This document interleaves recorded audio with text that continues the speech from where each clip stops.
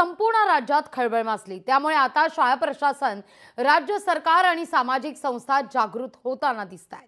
त्यामुळे स्कूल बसवर पुरुष ड्रायव्हरपेक्षा महिला ड्रायव्हर असाव्यात अशी ही मागणी आता जोर धरू लागलेली आहे। या सगळ्या संदर्भात आढावा घेतलाय, संवाद साधलाय पालकांशी आमचे प्रतिनिधी विकास मिरगणे यांनी।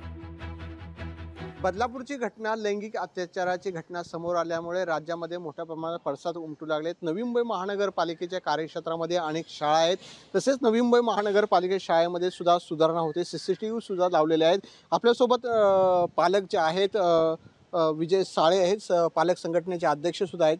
सर, नवी मुंबईमध्ये अनेक शाळा आहेत, काही शाळांच्या सध्याची स्थिती बघितली तर काय वाटतं?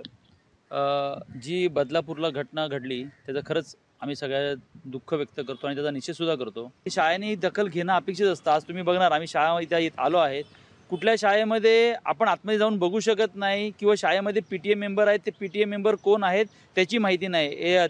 एका शाळेमध्ये 2 तरी किंवा 3 तरी किमान मदतनीस असाव्यात, पण तिथे शाळेमध्ये तुम्हाला माहिती असेल किंवा 2 किंवा 3 मदतनीस तुम्हाला कुठे दिसणारच नाही आहेत। एका शाळेमध्ये 1 मदतनीस ठेवतात, साफसफाई कर्मचारी। आमची अशी मागणी आहे तुमच्या माध्यमातून की शाळेमध्ये हा महिला कर्मचाऱ्यांचा वर्ग, जो कामगार क्षेत्र आहे ते मोठ्या प्रमाणात असावं।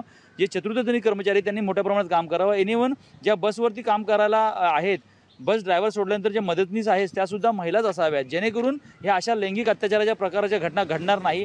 2010चा जो आपला GR आहे महाराष्ट्र शासनाचा, त्याप्रमाणे ज्या गोष्टी करायला पाहिजे शाळेमध्ये त्या गोष्टी केल्या जातात का, किंवा केल्या जरी गेल्या तरी त्यांची माहिती किती पालकांना असते? ज्या वेळेला त्या गोष्टीच्या रूपरेषा किंवा त्या गोष्टीची एखादी यादी कुठल्याही नोटीस बोर्डवर नसते, बऱ्याच शाळांच्या वेबसाईट्स नाही आहेत, तर पालकांना हे कळणार कसं की माझ्या शाळेमधला PTA मेंबरची लिस्ट काय, त्याची परिवहन समिती कोण आहे?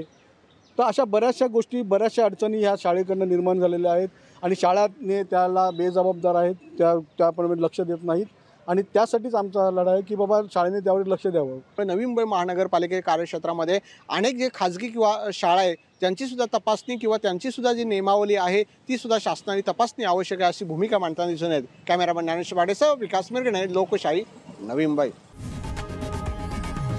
लोकशाही मराठी, ऐका, पहा, जागरूक रहा।